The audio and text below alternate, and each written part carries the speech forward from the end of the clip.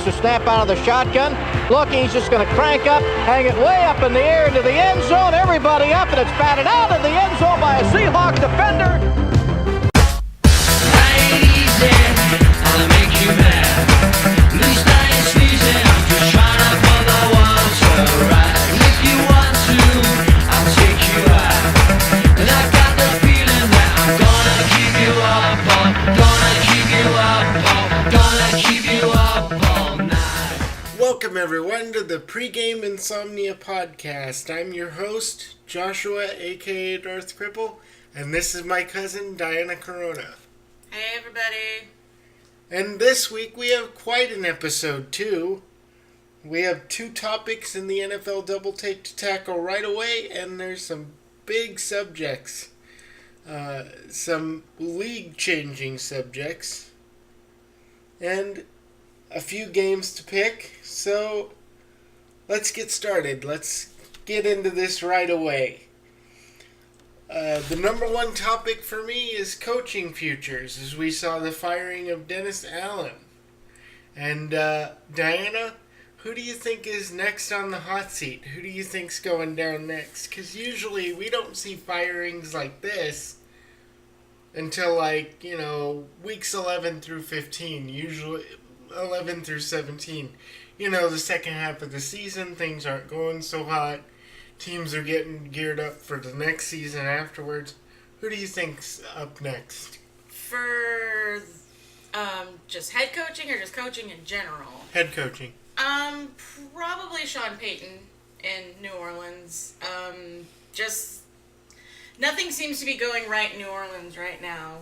And especially on the road, they have this horrible road record. And it seems to have always kind of been that way. Mm-hmm. And just the interaction he was having with Rob Ryan not too long ago. So I think Rob goes first, mm-hmm. and then Sean goes. Mm-hmm. And so that'll leave just this big void to fill in New Orleans. And we'll tackle a little bit more about the games in general that have kind of set this up. But I definitely agree with you. I also see Rex Ryan being the next chip to fall if we're going to get an early firing. It's clear that Rex Ryan is blaming or preparing to shift blame within the organization with their GM, John Idzik, in New York, who's from Seattle, by the way. He did a lot of the cap stuff for us and then moved on.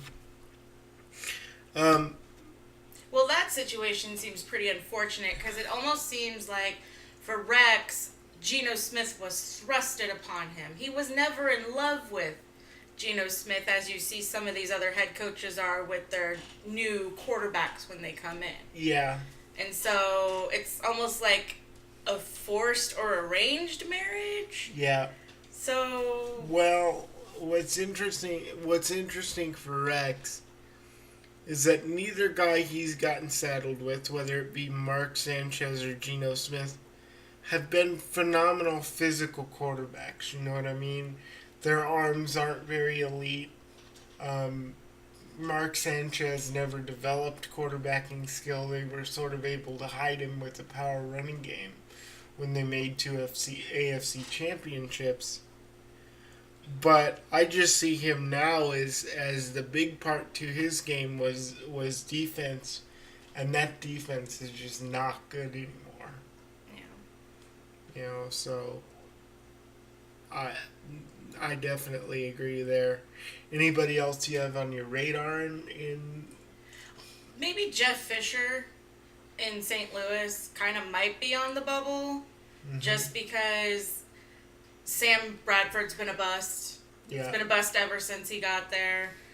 I think I mostly blame that being injured his senior year in college. Mm-hmm. And then just hasn't looked right ever since. Yeah.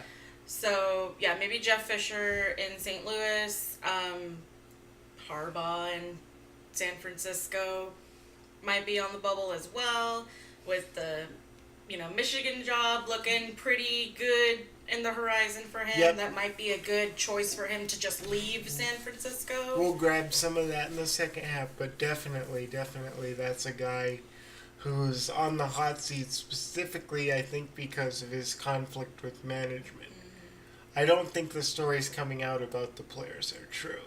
Yeah. But I'll explain some of that a little bit later.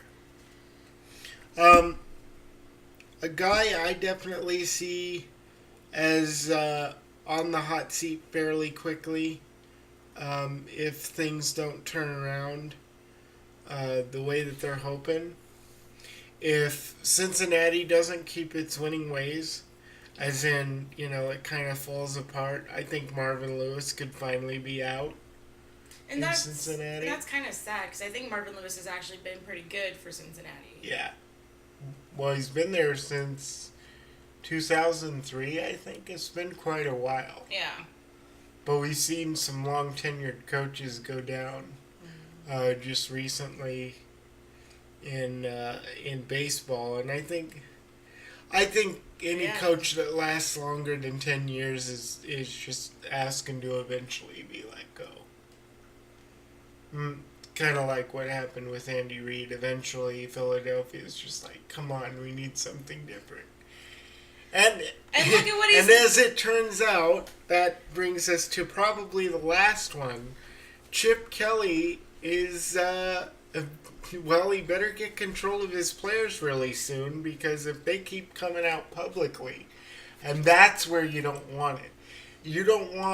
You'd rather have guys like Donovan McNabb, guys that were formerly of the organization, talking about internal struggle, than actual players coming out and giving quotes about your coaching and your style and your approach.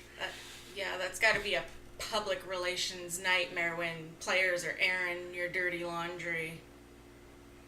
I mean, I would have had something in place where it's like, don't talk about this to the media because you are just adding gasoline to the fire that's already there.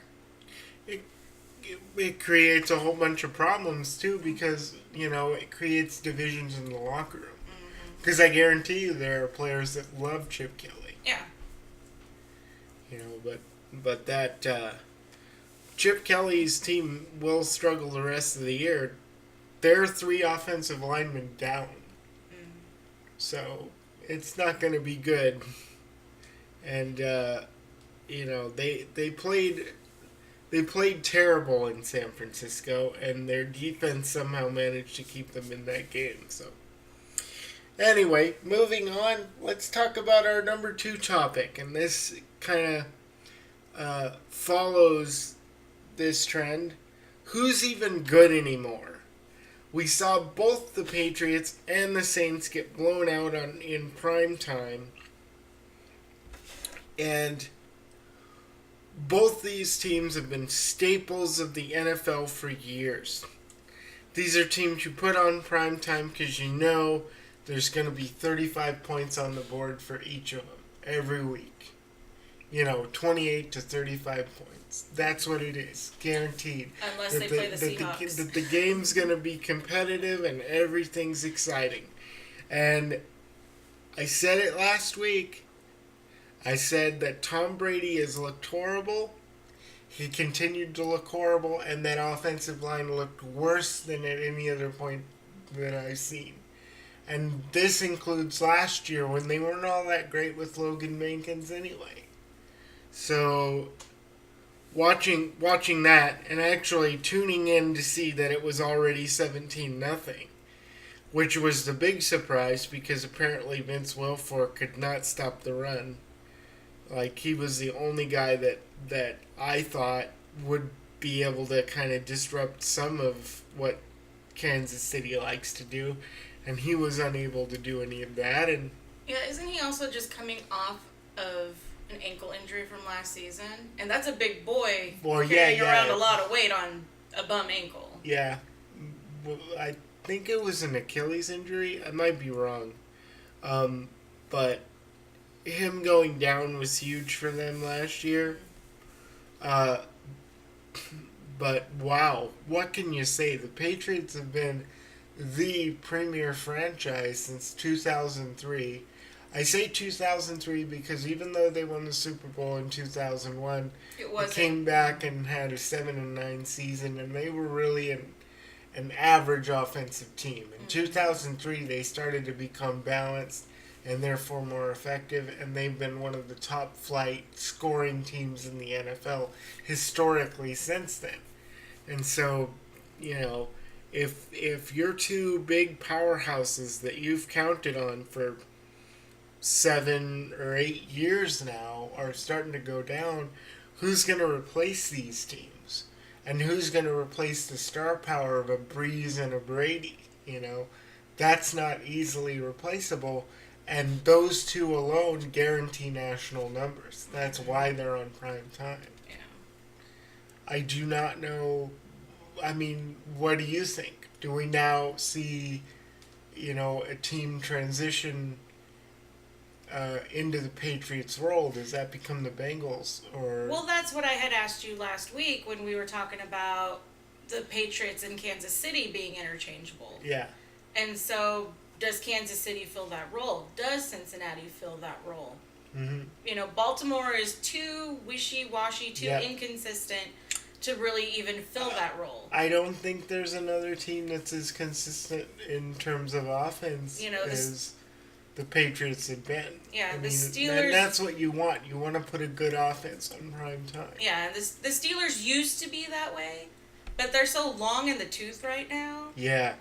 They need to start from scratch. They need to have like a fire sale and start over. They needed to start from scratch like 3 years ago. And they tried, and then they signed, what was that one Husky kid's name? The defensive tackle. And he didn't work out. He was supposed to replace Casey Hampton. Yeah. And I can't remember his name right now, and all my Husky fan friends can't think of it right now. All your Husky fan friends? How about people who know? Yeah. Can't even think of the name right now. All I know is he went Colossus on some cops in Pittsburgh, and then he eventually got cut. I think he plays in Arizona now. I'm not sure. Well, that does tend to happen with former Husky players. They have an issue with the fuzz. Fair enough. So, one team I think that will eventually slip into that primetime role, even if they don't get really good defensively, I think we'll see the Chargers a whole lot more. Because Phillip Rivers will at least guarantee something. So does that mean we get more bolo ties? Oh, probably. That's unfortunate. That's really unfortunate. So, I think that concludes that. Let's move on to Outside the Five. Let's take a look at our games for this week. Let's pick them. Let's see what's going on. Starting off, we have Texans at Cowboys. My favorite AFC team that I picked a couple seasons ago. I don't even remember if I told you this, but I remember was watching. What was it when TJ?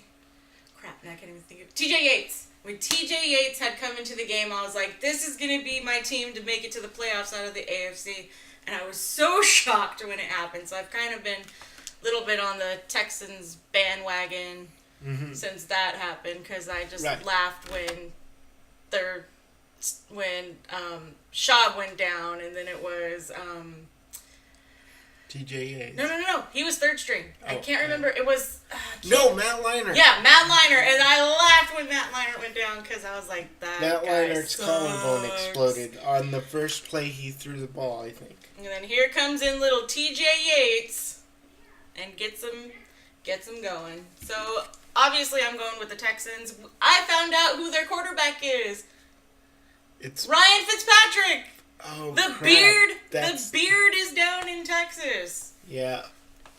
He'll do enough to not lose you a game unless he throws a what the hell interception. That is true. But I was calling this game, what was it, the Lone Star Derby, since both teams are in Texas. And that's usually a soccer term for any team that's, within the same city limits, what we call them. Yeah. Well, in this game, I think I have the Texans, if only because Romo has looked good one week and then looked bad the next, or started a game very poorly and tried to finish it strong. I think the Texans, get on Tony Romo early and step on his neck, and he never gets out of the rut. Or maybe they'll step on his back.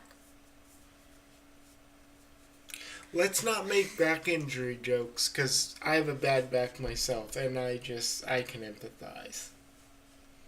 Oh, boo-hoo. Maybe they do step on his back. I don't know.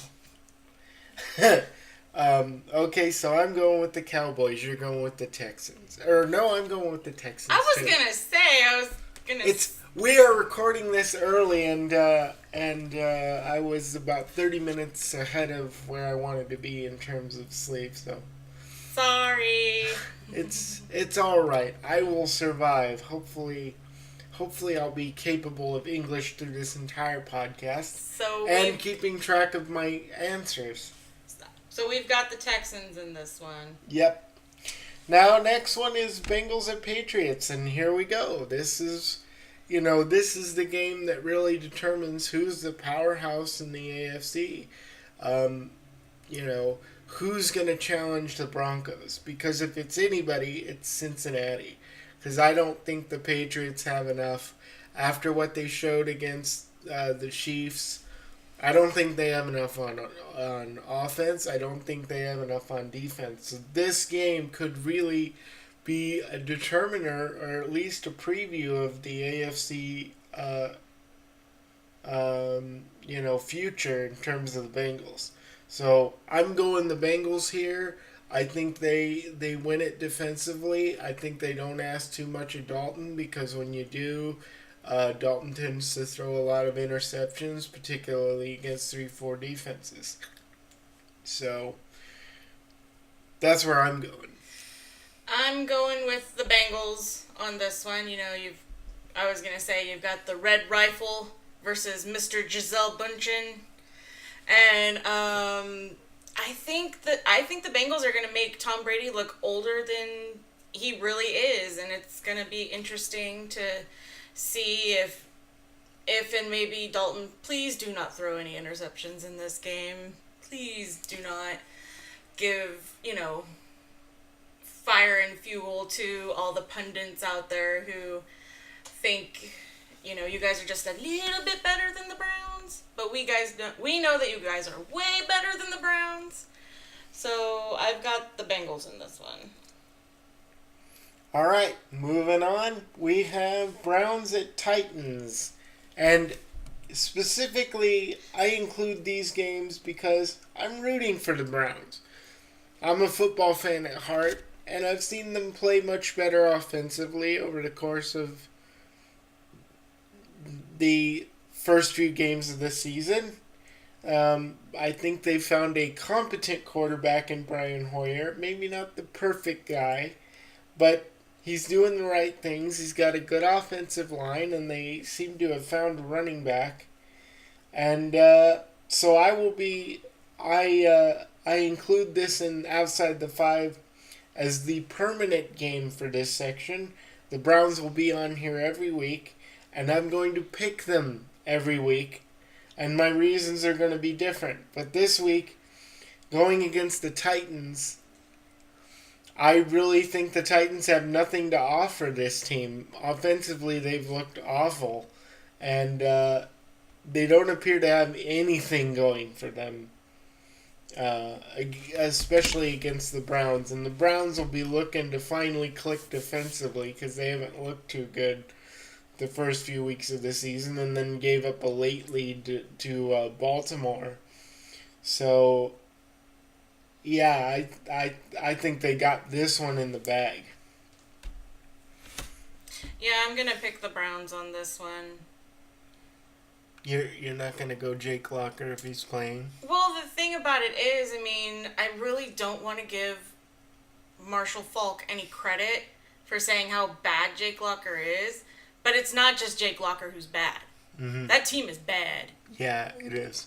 And so I'm going to go with the Browns on this one. I hope Brian Hoyer stays healthy throughout the game because I really don't want to see Johnny Manziel in at quarterback. So I am picking the Browns in this one. Stay healthy, Hoyer.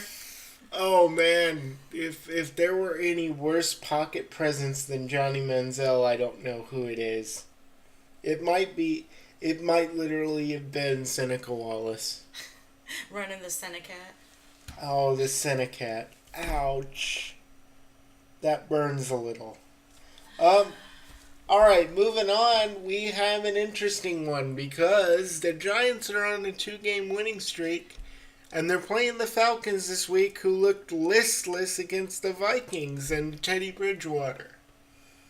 I don't know if you caught any of that game watching Red Zone, but... I think I caught a little bit of it because I wasn't really watching Red Zone because I think the Mariners were playing, so I was watching King Felix on the bump that day. Ah, yes. I forgot that was going on.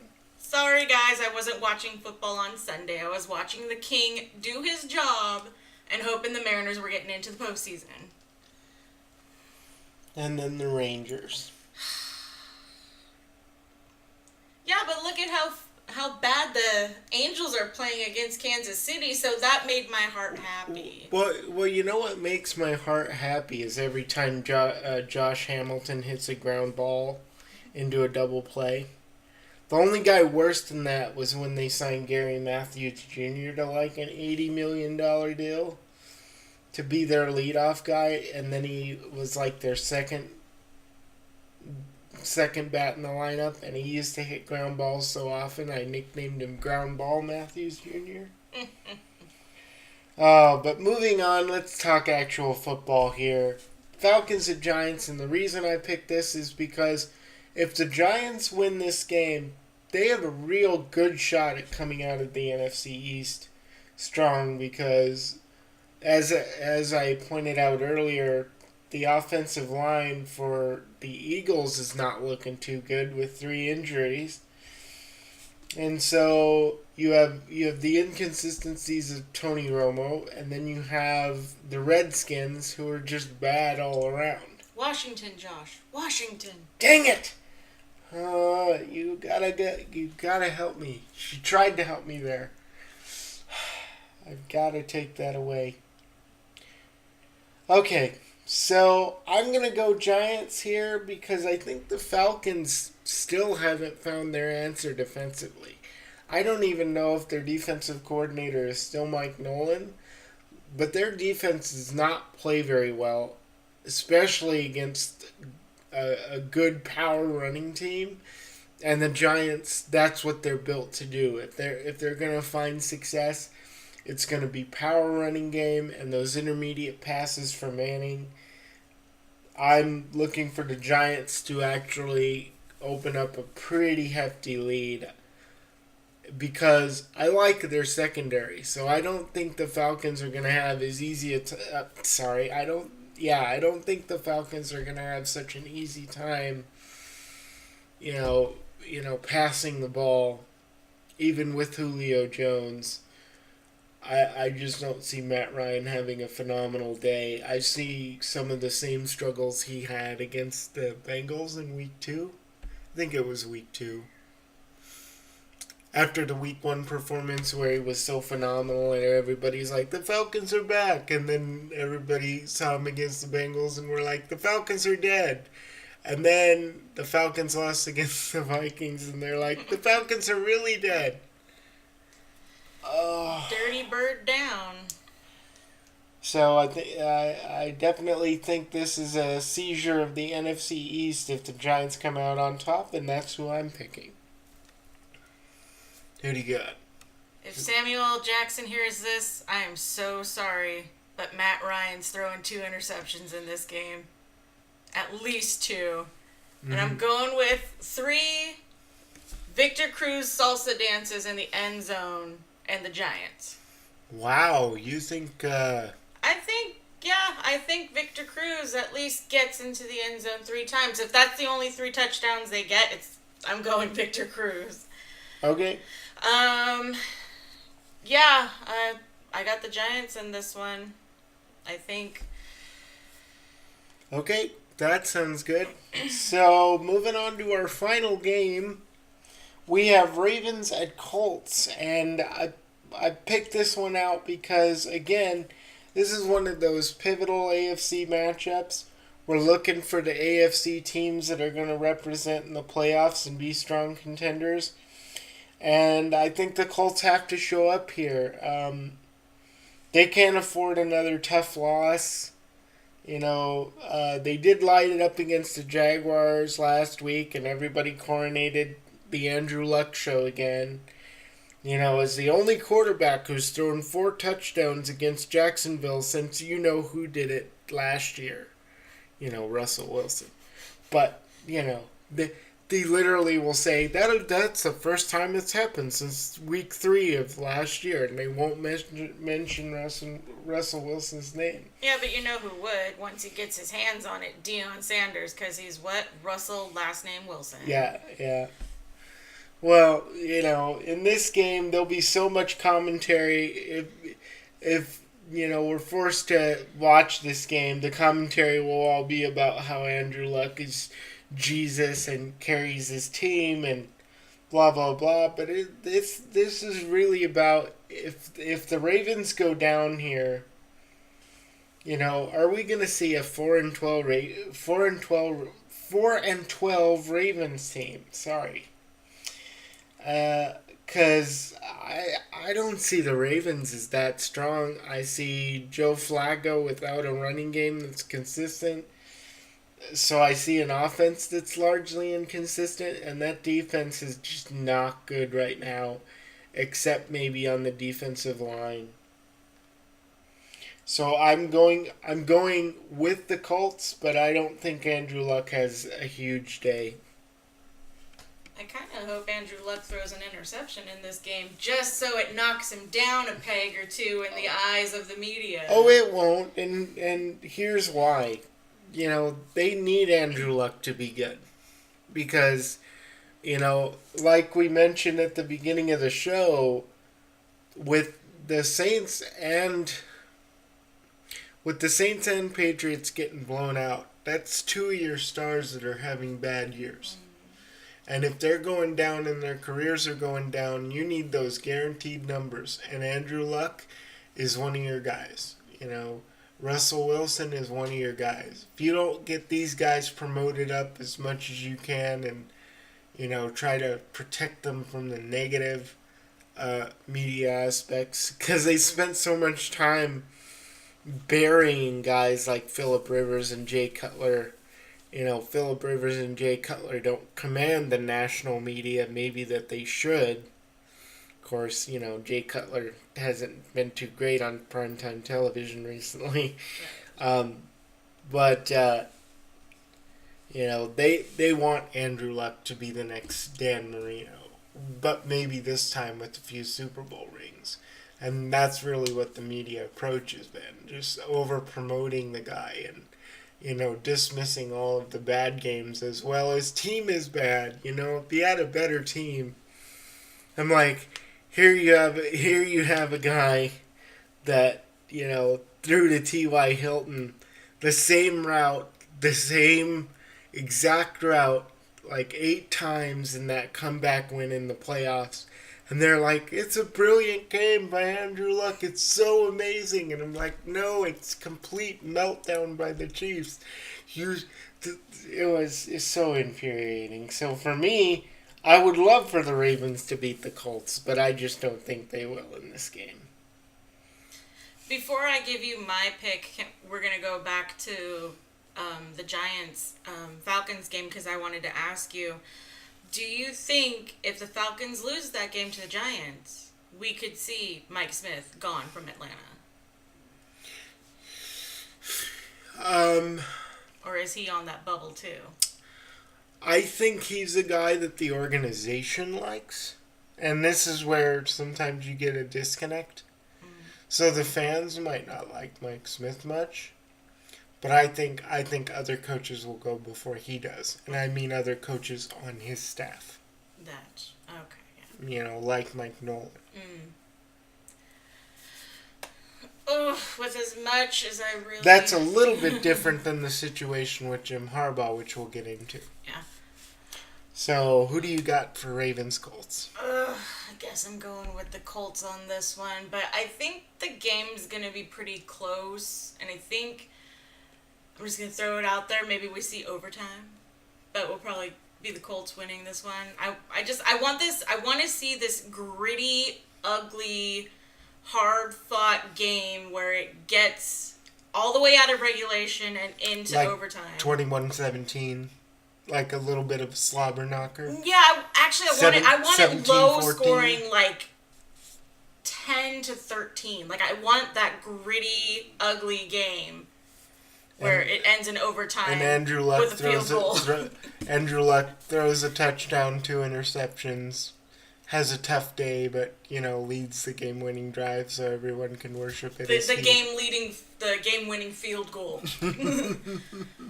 I feel like this season kind of needs one of those games where it's this ugly, disgusting victory. Yeah, because the ugly, disgusting games have been really one-sided slaughter matches, haven't they? And so I want to see some bloody noses. I just want to see this super ugly game played out between the Ravens and the Colts. And All we've got right. the Colts going with the win with an overtime field goal. Well, I didn't even take into consideration that basically the Colts are playing the Colts. Pretty much. Yeah. I mean, Yeah. for younger fans that don't know what I'm referencing, Indianapolis used to be Baltimore's football team. They used to be the Baltimore Colts. Then they moved to Indianapolis in, I believe it was 1984. It was somewhere around there.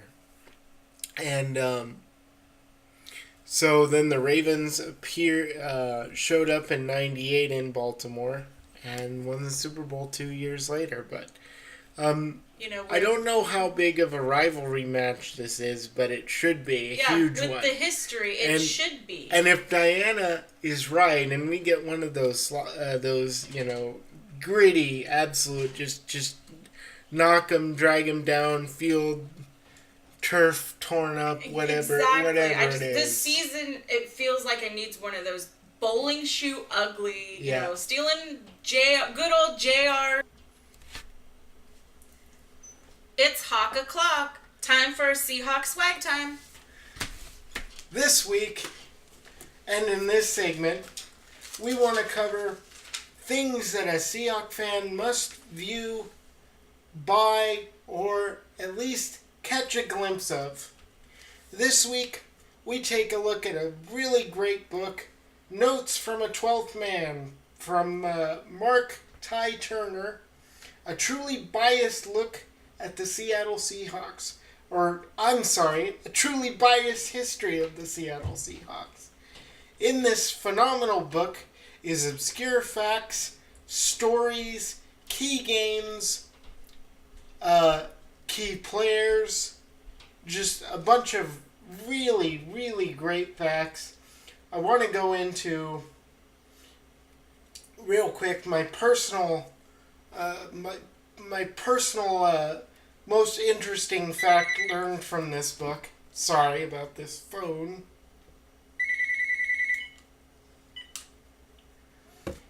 So going into this book, the thing I wanted to cover was the fact that Seattle's number 2 receiver, Sam McCollum, who at the time was the Seahawks player representative in 1982 during their strike, had his best season as a Seattle Seahawk also around that time. But despite this, and believing that he was one of the key instigators in the Players Association striking, he was then traded back to the Minnesota Vikings, and Seattle really struggled to find a number 2 receiver for a period of years. But that's only one of the facts you can find in this book. And Diana has something a little more intense for Seahawks fans that you may find interesting from this book about the Kingdom. So what I took from the book, it's actually in chapter 2, and it's Our Kingdom, the Future is Obsolete. So growing up in Tacoma, where I'm originally from, it was pretty easy to get up to the Kingdom if your parents ever got tickets to either go to a Mariners game or to a Seahawks game. We never went to a Seahawks game there, but we went to a couple Mariners games. But what was funny about the Kingdom, with it being so old, it reminded me of my elementary school, Lister Elementary School, especially in 1995 when our roof in the gymnasium was dropping tiles, kind of like how the Kingdom was dropping tiles. So I always kind of correlated those two together, being really old buildings and falling apart. And so I just remember the first time I gone to the Kingdom and thinking, oh, this thing looks so cool on the outside, but then when you go inside, you're like, wow, this place is old. It just looks old and outdated and getting ready to fall apart. And so when you're a little kid, you're thinking, things that are really old, they could be either really cool or just really god awful. And so the outside was cool, the inside was not so cool.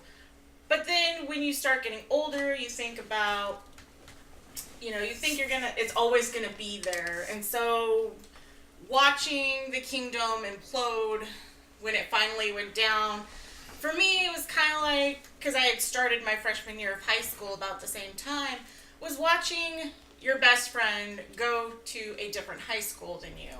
But then having that realization that later on, especially going to a new school where you don't know anybody really, that you have that opportunity to make new friends. So when Quest Field came along and then it changed its name to CenturyLink Field, I can't see myself without this stadium anymore, but I will always remember the Kingdom. And that's one memory you can find in Notes from a 12th Man. Any Seahawks fan that wants to learn the key historical points and just obscure Seahawks facts, pick up your copy today. You can locate it on Amazon. You can locate copies of it all around the internet. And I believe you can still get it from the Seahawks Pro Shop, but I'm not entirely sure on that. Okay. Hey guys, and welcome back to the Pregame Insomnia Podcast. I'm your host, Joshua, aka Darth Cripple, and this is my cousin, Diana Corona. Thank you for coming back, and welcome. Now, we're getting into the nitty-gritty of the Seahawks side of this podcast. So if you're not a Seahawks fan, I apologize, but hang in there. It might be entertaining, you don't know. So we're going to start by breaking down the Seahawks at Redskins. Or, dang it, Seahawks at Washington. I'm going to knock that out. I will do it. I will bite my finger every time I say that. I'll just pinch you, be like, every time you say it and I pinch you, it's going to be like Pavlov's dog. You're going to get afraid that I'm going to pinch you. I'm just afraid you're going to get like a mini taser or something and just start hitting me in the oblique. I just pictured that. Anyway, talking about the Seahawks at Washington. Yay! By the way, is this the most horrible thing if you're a player on Washington's team, playing on a Thursday and then playing on a Monday? So there's so much downtime. There's 11 days between the last time you played a game. And I mean, for the Seahawks, it's been 10 days or something like that. But just looking at this, you look at this game and things got a little more interesting with Zach Miller's apparent injury. That he had surgery on. Yeah. forgetting what that was. Apparently an ankle injury of some kind. They weren't very expressive as to what it was in terms of the surgery, but Pete Carroll said 2 weeks, and then it goes week to week from there. I'm wondering if he had like a bone spur removed or something. Something calcified and had to be removed. Well, he's had things like plantar fasciitis before, so any sort of area where maybe you have some damage pre-existing that's going to create a problem. Some maybe it was tissue just that's scarred that had to be removed. So I think it doesn't change too much for Seattle. I know a lot of people were saying the sky's falling, and Zach Miller did play a lot of snaps, and a lot of people were saying, he's staying in the block for Justin Britt. But if you watch a lot of that Bronco game, there was plenty of plays where Britt's singled up on his guy. So, even if they have to put Eric Winston in there at right next to Justin Britt as an extra tackle, they'll probably do that as opposed to just having Luke Wilson try to block, because Luke Wilson does not block. No, He is a receiving tight end. He does not have the technical skill to block. And he's not the same size as Zach Miller either, because it seemed like Zach Miller's kind of one of those bigger tight ends anyway. Well, Zach is 6'4", 250, 58, 260. Yeah. Luke Wilson's I think 248. He looks smaller in comparison to he's got Zach a slighter Miller. frame because he's almost 6'6". He doesn't look taller. like the Dorito that, Dorito. Zach Miller looks like. Now I want you to get your brother to Photoshop that for me. Get Zach Miller with a Photoshop bag of Doritos. No, just the chip. Or, yes, a Dorito. Okay. I hope Zach Miller doesn't hear this. We love you, Zach Miller. We don't think you're a Dorito, sir. We don't. don't. It's just that, he's got broad shoulders. I know what you're saying. I used to draw football players exactly like a Dorito. Okay, so going into this game, I didn't actually think much about Zach Miller's impact on it. I wouldn't expect things to be too different now that he's out in terms of the passing game to the tight end, but I do expect things to be a little different in how they run the ball, so that could be interesting. I still don't think it's enough to say that the Washington team's going to beat us, because they are not particularly strong at any point. And as I discussed last week, I really think their biggest weapon against the team is Deshaun Jackson. And as you pointed out, you wanted to see Cam Chancellor hit him, and I said that's probably a bad idea. Because Deshaun Jackson would explode. Ever. Come on now. Okay. But I see a clear Seahawks victory moving forward, and I don't think it should wind up being that tough either. Seattle's success in primetime games on the road, and its success when given 2 weeks to prepare under Pete Carroll is pretty phenomenal. I don't have the numbers offhand, but it's pretty stark. When he's got 2 weeks, he's definitely good at taking apart the best parts of your offense and making you suck. Just ask Peyton Manning. I'm just happy nobody got in trouble on the bye week.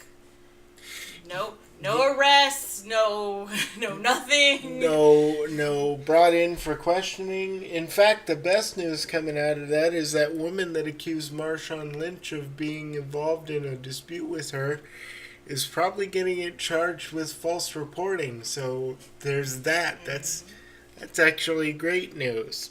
But I love when on bye weeks you don't get any news. The Seahawks app isn't telling you, somebody either got arrested or, pulled over or in trouble or injured. I mean, Zach was already carrying that injury, and so... Yep. But nobody got injured while on a trampoline. Nobody, got injured while in their kitchen and slipped on a lemon. Or Where they were riding a four-wheeler or a motorcycle and ripped up their knee and blah, blah, blah. That happened to Kellen Winslow Jr. So, one last note we did forget to mention, Seahawks fans might find interesting.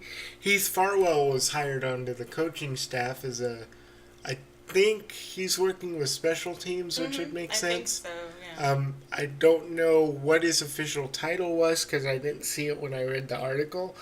And of course, the thing that stood out the most was when they said both of his groin muscles were shredded, and I just went, ow, and sort of didn't focus for the rest of it. Yeah, I kind of just pictured The Rock at, WrestleMania, when he completely tore his off the bone and still wrestled Yeah. like that. And so it's just like, that's what automatically popped into my head was The Rock at WrestleMania wrestling John Cena with Nice. his groin hanging.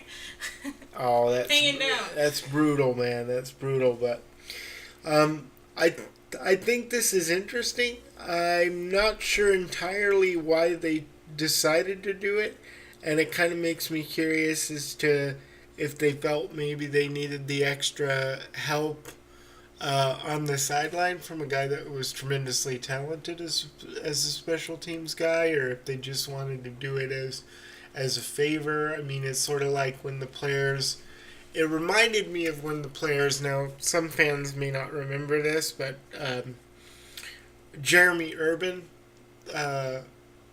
was like a practice squad warrior. He wasn't very good, didn't have a lot of physical talent, but he worked tremendously hard, and guys liked him.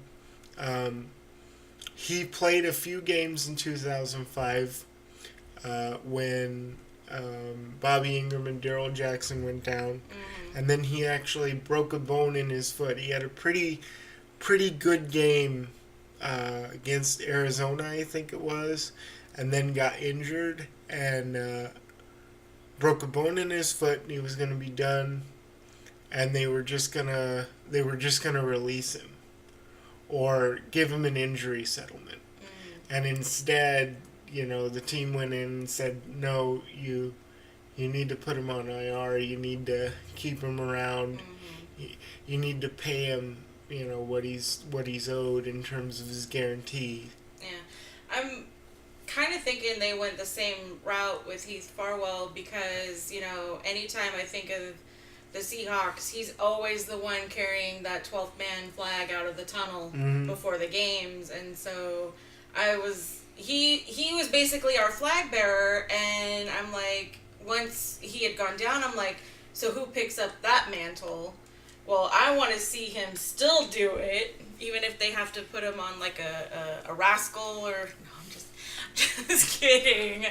But I'm glad that the organization, has asked him to fill this role. If it's, just specifically with special teams, or even if he kind of helps out the linebacking core, because he also did that as well. And so I like it. I wish more teams would do that. I mean, we just saw it recently in Cincinnati with, I believe it was, Devin Stills? Devin Still was brought into the practice squad to allow him to keep making money keep getting health insurance so his daughter could get her cancer treatment. Yeah, and so I wish a lot more teams would do things like that. Now, I mean, you can't hire them all for coaching positions. Not all players are built for coaching positions, as we've seen with Mike Singletary being the worst of the examples. How could a Hall of Famer not know X's and O's? I don't know, but Mike Singletary found a way. Well, maybe they were triangles and squares. Mike Ditka taught football in Chinese. PlayStation. Oh my God, that's Japanese. I but that's know, but even just funnier. the triangles. I don't know which buttons to push. Here, let me show everybody my butt.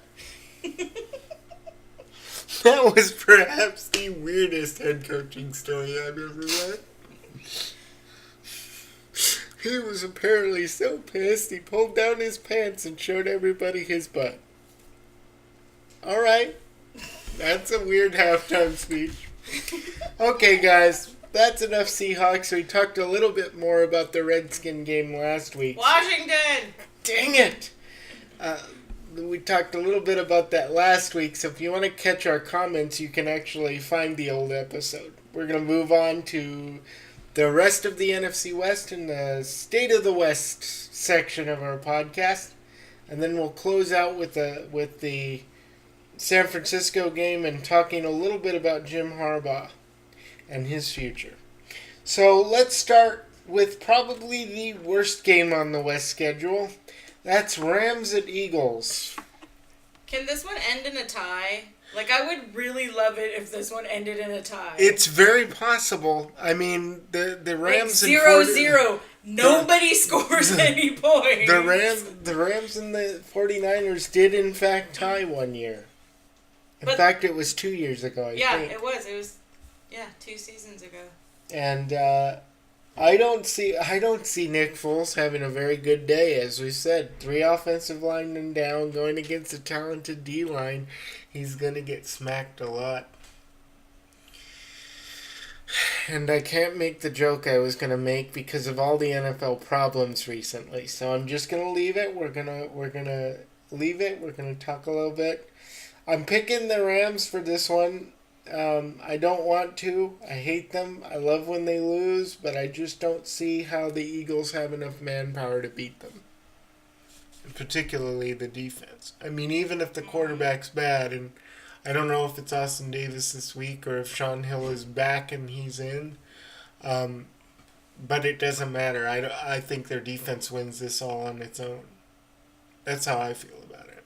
Yeah.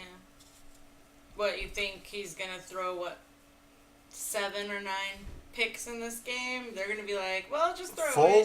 Foles will probably throw at least 2. At least 2. And I think he's going to get hit at least 15 times in the game. Probably sacked about 4 to 5 times. Yeah, somebody's going to end up with a half sack because, 2 of them are going to end up converging at Nick Foles. At some point. So... Moving on, we have to talk about this game because I'll be very interested to see how it goes. And that's Cardinals-Broncos. This one's got me intrigued the most because if Peyton Manning struggled in Seattle, he's going to struggle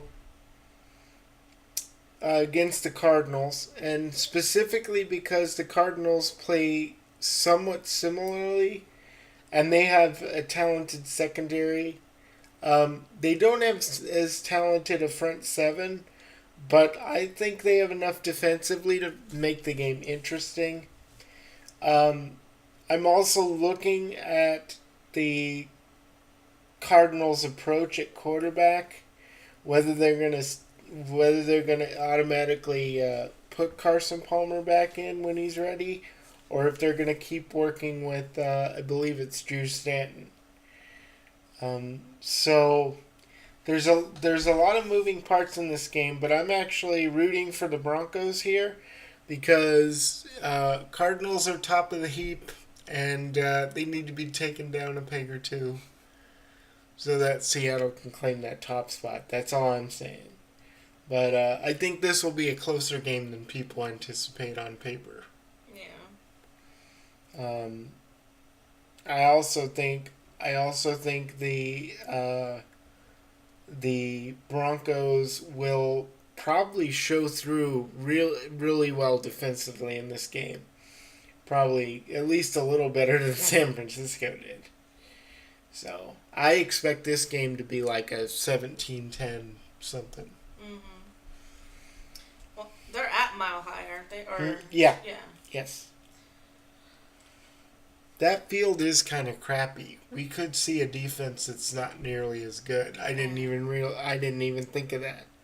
Because Seattle did struggle a lot with their footing, and their aggressive nature kind of played into the hands of the Broncos with such a cruddy field. So yeah, and I want to see how many Cardinals, end up wearing jackets, because it gets pretty cold up at elevation, especially if there's wind whipping around up there. Mm. And so, I mean, You think those guys are built for the Arizona weather and they can't travel? probably. I'm wondering if climate and elevation might play a factor into this game. Yeah. Can't be worse than that year that it was below zero in Chicago, something like that, and everybody had come up from Atlanta and they looked like they were frozen over. Oh yeah. Nobody wanted to be there. Mm-hmm. Oh my gosh, I remember. Yeah, but that could be interesting too. So I'm going Broncos here. Who do you got? I'm going to go with the Broncos on this one just because I don't want Arizona at the top of the heap. And I want them as broken and beat down when we play them. So, yeah, I'm hoping Broncos win. You're welcome, Jessa. Go Broncos. And for those that are unaware, Jessa is my sister and resident Broncos fan. She's the unique sheep of the family. I don't know. Your brother liking Kansas City. That's pretty... Well, and the way he got there was a little weird, but we won't go into that. And speaking of the Chiefs, our last game of the week, we're looking at Chiefs and 49ers, and after that amazingly bad subpar performance, it almost resulted in a loss, but they managed to get a stop on the 2-yard line. The 49ers are still not quite on the same page. You saw Jim Harbaugh getting timeouts called when he didn't want them to be.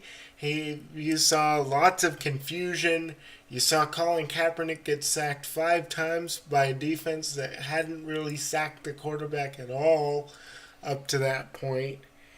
So you're just seeing a team that I think is out of sorts, and despite being 2-2, really looks like a 0-4 team almost, or at least a 1-3 team. And I did think that the Eagles would have a lot more success against their secondary, but I was not aware of how bad that offensive line was. They did seem to do better when they were in the hurry up at the end of the game. They almost won it. 2 silly calls at the goal line.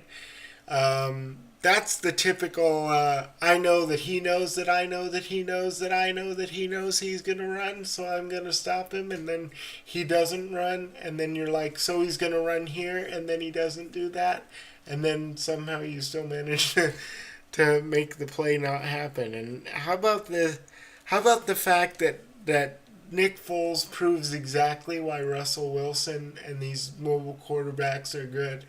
Because Nick Foles had so much green in front of him on that first pass attempt that if he had a little bit of speed, he may have outrun them to the corner of the end zone.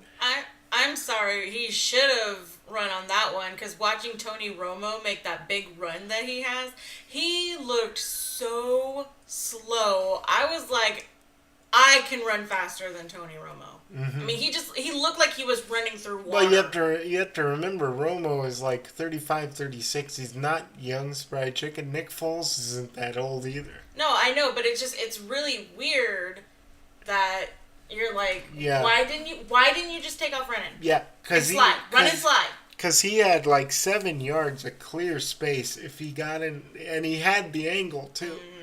So it wasn't like the guy was automatically going to catch him. But he had already been hit, so maybe he didn't want to get hit. Yeah, maybe he was a little, run shy. Because he had been hit, and had been hit the week before by, Chris Baker from Washington. Yeah. He had been blindsided, quotation blindsided. Yeah, but that's the worst part, though. Just not in terms of the decision not to run there, but just, well, by Nick Foles, but it's just the coach. You know, you're on the sideline, you get into that mode where you outthink yourself, and I think that's what Chip Kelly did right at the end. He outthought himself because he's just like, we haven't run the ball at all.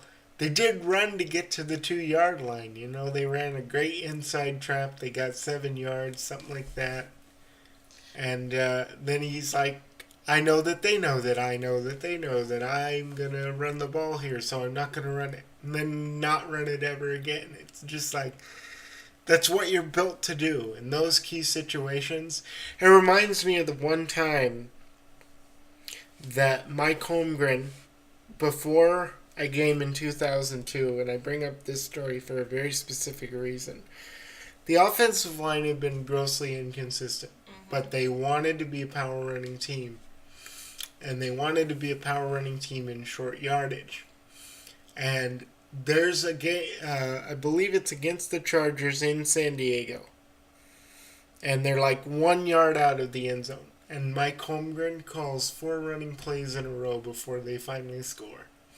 That means they went for it on 4th and 1. Mm-hmm. That's how serious he was. Mm-hmm. You're going to get this yard. That's what you're built to do. Mm-hmm. You're supposed to be able to do that. Yeah. And, you know, that's what, if Chip Kelly wants to be a running team, that's what his team has to be able to do. You know, it can't just be, hey, you know, when we have that space and we can create those interesting running opportunities, you know, it's successful. You have to be able to score in the red zone. Mm-hmm. If you can't score in the red zone, you can't win football games. Yeah. Particularly when they're that close.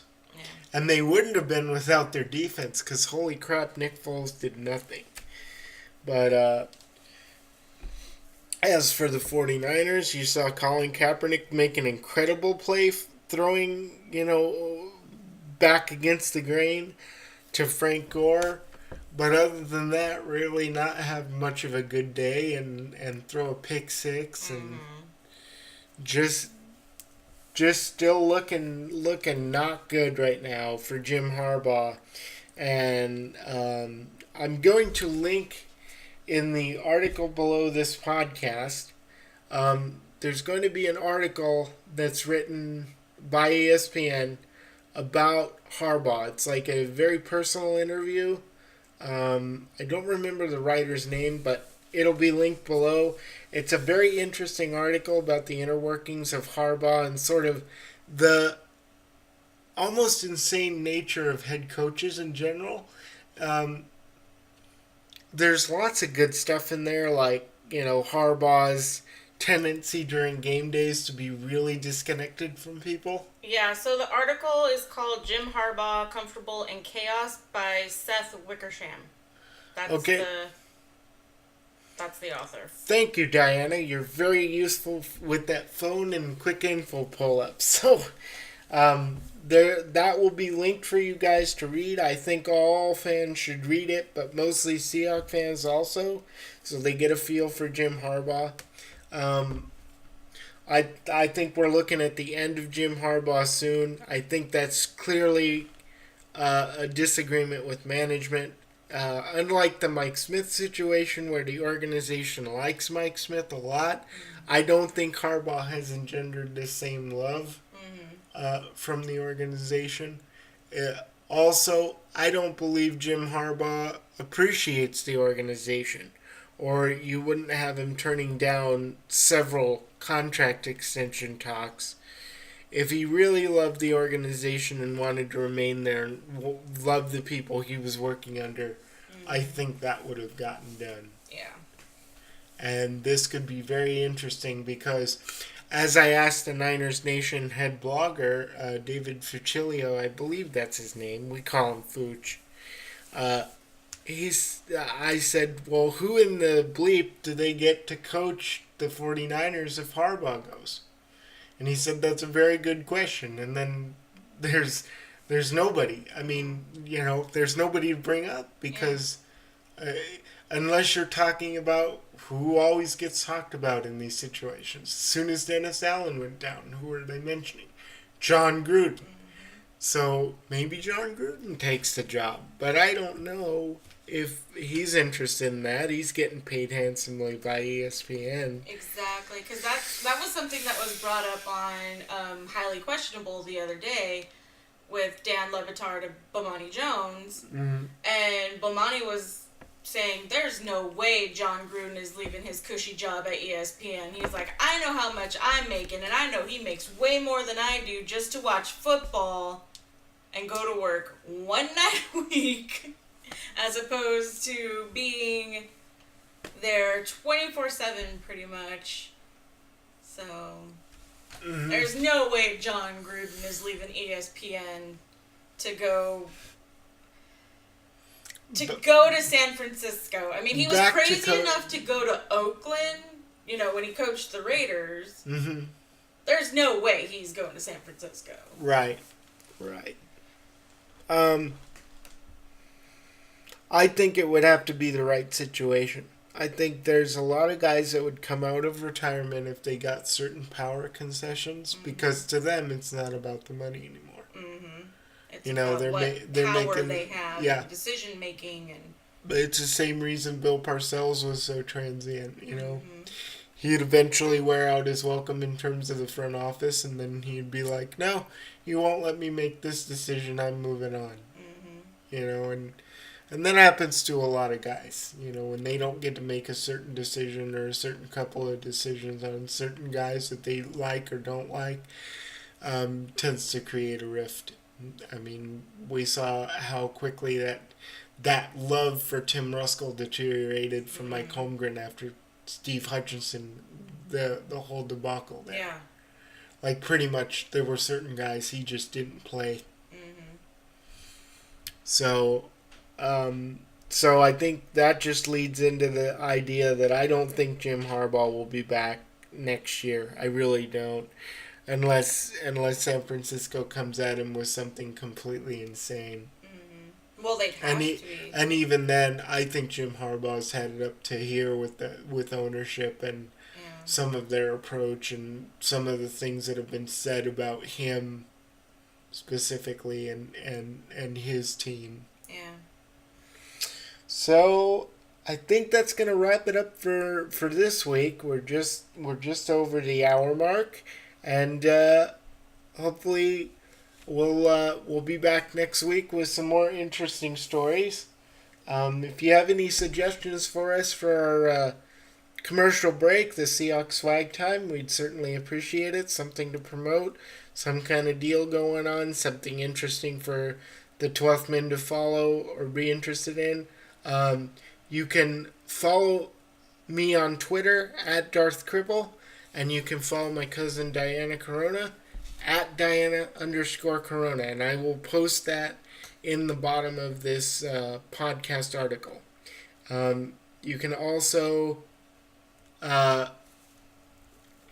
find us posted at fieldgoals.com if you're listening on iTunes. And that's Field Goals, GULLS.com. And we'll see you next week. Bye. Bye. Ball is down. Johnson's kick. He's got distance. Give me three. It's all over.